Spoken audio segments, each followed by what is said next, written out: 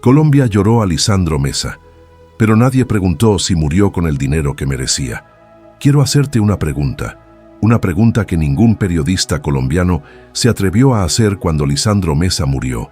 Ninguna radio, ningún canal de televisión, ningún portal de noticias. Todo el mundo lloró, todo el mundo rindió homenaje, todo el mundo dijo qué gran pérdida, pero nadie preguntó esto. El hombre que grabó 110 discos, que llevó la música colombiana a los 5 continentes, que tocó en el Madison Square Garden de Nueva York, al que toda Colombia llama el macho de América. Ese hombre murió con el dinero que merecía. O las discográficas le hicieron a Lisandro Mesa exactamente lo mismo que le hicieron a Alfredo Gutiérrez. Y si todavía no te has suscrito al canal, hazlo ahora. Presiona el botón de suscripción y activa la campanita. Aquí hay investigación. Cada video que lanzamos vas a ser el primero en saberlo. Quédate conmigo hasta el final porque lo que viene te va a sorprender. 23 de diciembre de 2023, víspera de Navidad. Colombia amaneció con la noticia que paralizó al país. Lisandro Mesa había muerto a los 86 años en una clínica de Sincelejo, el mismo Sucre donde nació, el mismo interior pobre del que salió con un acordeón y conquistó el mundo. Las redes explotaron, las radios se detuvieron, los colombianos lloraron y las discográficas publicaron hermosos homenajes en redes sociales. Discos Fuentes, la discográfica que lo acompañó durante décadas, publicó un emotivo mensaje de despedida. ¡Qué tributo tan bonito! ¡Qué homenaje tan conmovedor! Pero nadie tuvo el valor de preguntar lo que yo voy a preguntar ahora. ¿Cuánto le pagó Discos Fuentes a Lisandro Mesa en los últimos años por las reproducciones digitales de sus canciones? ¿Cuánto recibió él mientras Baracunatana, Las Tapas y El Hijo de Tuta tenían millones de reproducciones en Spotify, en YouTube, en TikTok? ¿Cuánto quedó en el bolsillo del hombre y cuánto quedó en el bolsillo de la discográfica? Esta pregunta importa, porque unos meses antes de que Lisandro muriera, su amigo de infancia del mismo municipio de Sucre, Alfredo Gutiérrez, fue a la televisión nacional y reveló algo para lo que Colombia no estaba preparada. Reveló que recibía 150 pesos por trimestre en regalías por 500 canciones escuchadas en todo el mundo. Reveló que si no había conciertos, no había comida en casa. Reveló que las discográficas usaban su voz, su nombre y su imagen en las plataformas digitales sin avisar y sin pagar nada. Y reveló que fue el analfabetismo y la pobreza lo que lo llevó a firmar contratos que nunca lo protegerían. Alfredo y Lisandro tenían los mismos contratos, la misma discográfica, la misma generación, el mismo sistema. Alfredo habló, Lisandro se fue en silencio. Y Colombia no preguntó nada. Para entender lo que le hicieron a Lisandro Mesa, primero tienes que entender quién era él. 26 de septiembre de 1937. El Piñal, Los Palmitos, Sucre, Colombia. Una finca en el interior llamada La Armenia. Raimundo Mesa era contratista de madera y agricultor. Victoria Márquez cuidaba la casa y a los 9 hijos. Lisandro fue el cuarto. En una familia grande, en una tierra pobre, donde lo que sobraba era trabajo y lo que faltaba era casi todo. Pero en esa finca había algo que lo cambiaría todo. Un trabajador llamado Pedro Socarrás tenía un acordeón. Cuando Pedro salía a trabajar en los campos, el niño Lisandro tomaba el instrumento a escondidas y se quedaba horas tocando. Aprendió solo, sin profesor, sin método, solo oído, dedos y una determinación que nadie en la familia podía explicar. Y no era solo acordeón, piano, guitarra, bajo, tiple, cuatro, tumbadora, caja y gaita. Un niño del interior colombiano que absorbía la música como si respirara. La revelación llegó en una fiesta de Navidad que el padre organizó para los trabajadores de la finca. La mayoría ya tenía algunos tragos encima cuando el joven Lisandro tomó el acordeón y comenzó a tocar. La hija de Amaranto, la cumbia cienaguera, el alto del Rosario. El silencio que cayó en esa fiesta Fue el tipo de silencio que ocurre cuando la gente deja de respirar porque está escuchando algo que nunca había escuchado antes. Entre los presentes había un niño amigo de infancia, un tal Alfredo Gutiérrez, también de Los Palmitos, que se quedó parado mirando sin poder explicar lo que estaba viendo. Dos niños pobres del mismo municipio de Sucre, dos acordeoneros, dos futuros brillantes y dos destinos que el sistema musical colombiano trataría de la misma manera. Lisandro no terminó sus estudios básicos, aprendió a leer, aprendió algo de matemáticas y en 1957, siendo todavía adolescente, firmó su primer contrato formal con una discográfica. Sin abogado, sin familia cerca, sin condiciones para entender lo que estaba cediendo. Pero eso lo vas a descubrir en detalle dentro de poco. Antes necesito mostrarte lo que este hombre construyó con sus propias manos. 1961. Lisandro entra a Los Corraleros de Majagual, el grupo más icónico de la música tropical colombiana, el mismo donde Alfredo Gutiérrez había construido su nombre. Lisandro llegó a reemplazar a Alfredo cuando éste salió en 1965. Y llegó con un estilo completamente diferente. Donde Alfredo era velocidad y precisión, Lisandro era groove y alma. Donde Alfredo modernizaba, Lisandro mezclaba. Salsa en acordeón, guaracha costeña, fusión de ritmos que nadie estaba haciendo en esa época. Y el éxito fue inmediato. Los Corraleros con Lisandro explotaron por toda América Latina.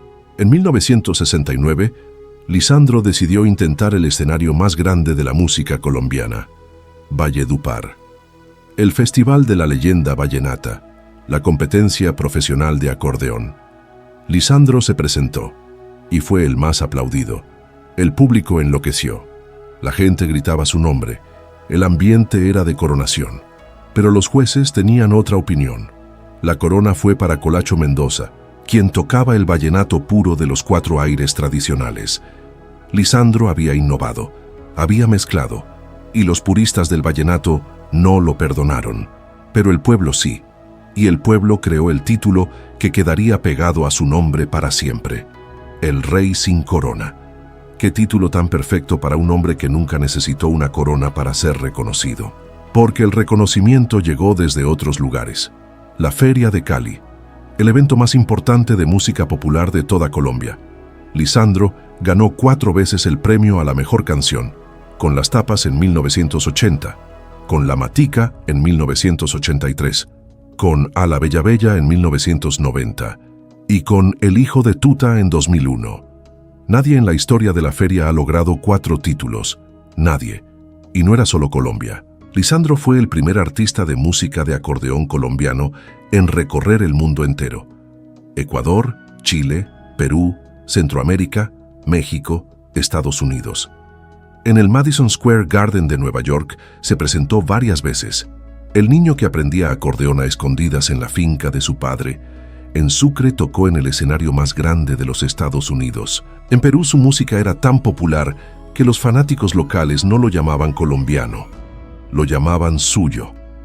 En 2019, la canción Te Llevaré de Lisandro Mesa apareció en una película mexicana llamada Ya no estoy aquí, que se viralizó internacionalmente en Netflix. La canción explotó a nivel global. Millones de personas alrededor del mundo descubrieron a Lisandro Mesa a través de esa película. Más de 110 discos grabados, 63 años de carrera, 5 continentes, cumbia, porro, vallenato, salsa, guaracha. Un hombre que no conocía fronteras musicales porque él mismo las destruía. Colombia lo bautizó como embajador musical, y con toda la razón. Ahora para, y dime una cosa. Un hombre con ese legado, con ese alcance, con esa historia, ¿tuvo la vejez que merecía? Quédate conmigo, porque lo que viene ahora es el corazón de este video. Para entender lo que pudo haberle pasado a Lisandro Mesa, tienes que entender el sistema en el que estaba insertado.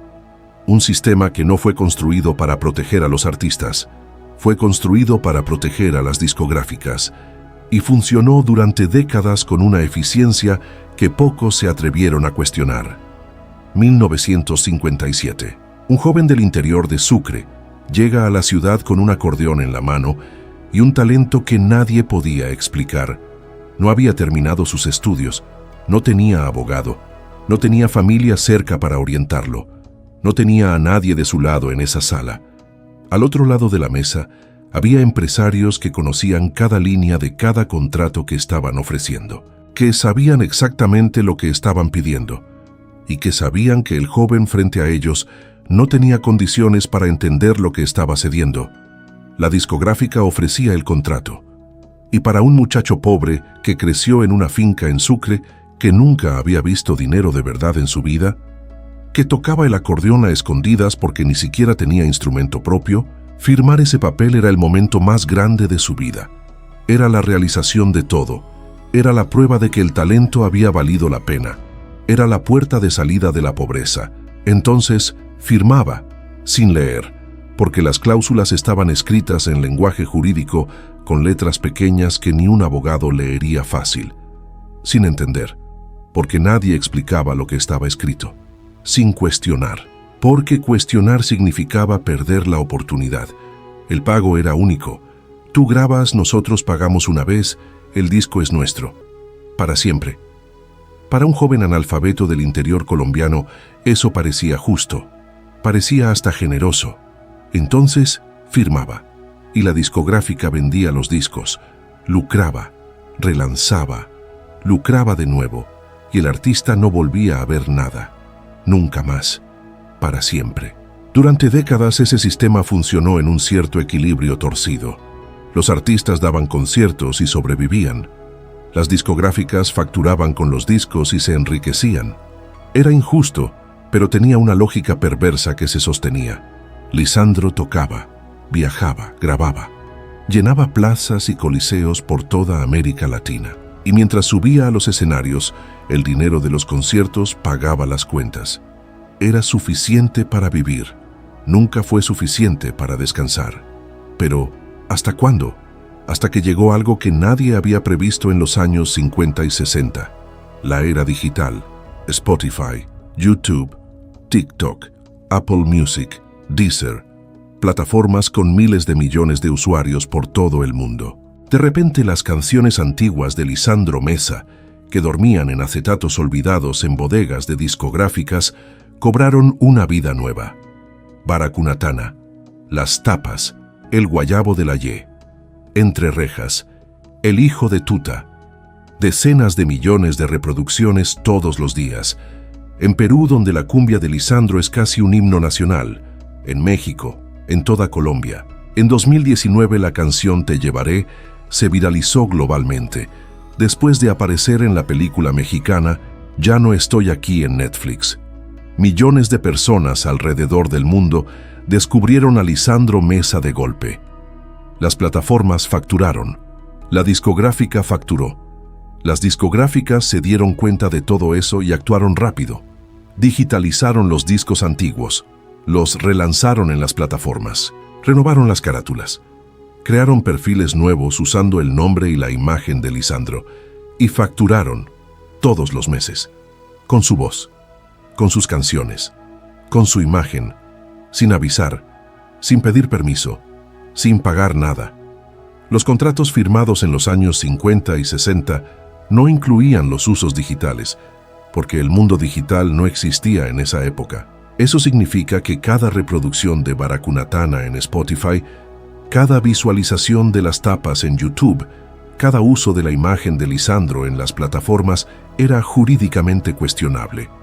Era territorio no cubierto por los contratos originales, pero las discográficas siguieron usando, siguieron facturando, y Lisandro siguió subiendo a los escenarios, 4, 5, 6 conciertos al mes, no por amor al escenario, por necesidad, porque si no había conciertos no había dinero suficiente para vivir. El hombre que tocó en el Madison Square Garden siguió trabajando hasta los 80 años porque el sistema que él alimentó durante décadas nunca le devolvió lo que era suyo. Y nunca dijo nada públicamente sobre eso. Nunca fue a la televisión, nunca pidió ayuda al presidente. Siguió tocando, siguió cantando, siguió sonriendo en el escenario y cargó ese peso en silencio hasta el último día. Aquí está el elemento más poderoso y más doloroso de toda esta historia. y es lo que separa a Lisandro Mesa de Alfredo Gutiérrez de una manera que parte el corazón. Alfredo habló. A los 82 años, Alfredo Gutiérrez fue a la televisión nacional, citó a las discográficas por su nombre, le pidió justicia al presidente Gustavo Petro, dijo que no quería morir en la miseria como murieron la mayoría de los grandes artistas que ha dado Colombia, y sigue vivo hasta hoy para continuar luchando. Alfredo habló alto, con rabia, con nombre, con número, sin miedo. Lisandro Mesa nunca habló, no porque no tuviera razones para hablar, no porque no sintiera la injusticia, sino porque la vida de un artista de su generación funcionaba así. Seguías tocando, porque si parabas, no había dinero de las plataformas para sostenerte. No reclamabas porque así había sido siempre. Seguías subiendo a los escenarios porque era la única forma de pagar las cuentas. Y el 6 de diciembre de 2023, Lisandro Mesa sintió fuertes dolores de cabeza y dificultad para hablar. La familia lo llevó a la clínica. Los médicos diagnosticaron isquemia cerebral. Fue directo a la UCI. Durante 17 días, la familia esperó. Los médicos lucharon. Los fanáticos rezaron. Y el 23 de diciembre, víspera del domingo 24, el mismo nombre de una de sus canciones navideñas más populares, Ironías de la Vida, Lisandro Mesa murió. Y las discográficas que usaron su voz, su nombre y su imagen durante décadas en las plataformas digitales, publicaron homenajes en las redes sociales. Hermosos homenajes, con fotos antiguas, con fragmentos de canciones, con palabras sobre legado y patrimonio cultural. Y nadie en ese momento tuvo la decencia de preguntar en voz alta lo que debían haber preguntado. ¿Cuántos años estuvo trabajando porque el dinero de las plataformas no le llegaba? ¿Su familia va a seguir recibiendo lo que le corresponde? ¿O las discográficas van a seguir facturando con la voz de un hombre muerto sin pagarle nada a nadie? Lisandro Mesa se fue sin poder decir lo que Alfredo dijo, pero Alfredo habló por todos ellos. Cuando Alfredo denunció el sistema, no estaba hablando solo de sí mismo. Estaba hablando de Lisandro. Estaba hablando de Calixto Ochoa, que murió en 2019. Estaba hablando de toda una generación de juglares que lo dieron todo y no recibieron lo que era suyo. ¿Quieres entender el tamaño de esa injusticia? Compara. En Estados Unidos, cuando un artista muere, los herederos siguen recibiendo regalías por las canciones para siempre. La ley protege. La familia protege. El sistema protege. Por eso, los hijos de Michael Jackson, de Prince, de Whitney Houston, reciben millones cada año con la música de sus padres. En México, compositores e intérpretes con el nivel de Lisandro Mesa vivirían de las regalías tranquilamente hasta el final de su vida, y los hijos seguirían recibiendo después. En Colombia, el hombre que tocó en el Madison Square Garden, que ganó 4 veces la Feria de Cali, que llevó la cumbia colombiana al mundo entero, murió en una clínica de Sincelejo después de décadas dando conciertos para sobrevivir. Y cuando murió, las discográficas publicaron hermosos homenajes en las redes sociales sin que nadie tuviera el valor de preguntar en voz alta. ¿Y el dinero? Lisandro Mesa tiene 16 hijos, tiene nietos, tiene una familia que lleva el apellido de uno de los músicos más grandes que Colombia ha producido. ¿Esa familia va a recibir lo que le corresponde? ¿O las discográficas van a seguir usando la voz de Lisandro Mesa en las plataformas y facturando sin pagarle nada a nadie? Con todo eso dicho, necesito decir algo que es igualmente verdadero.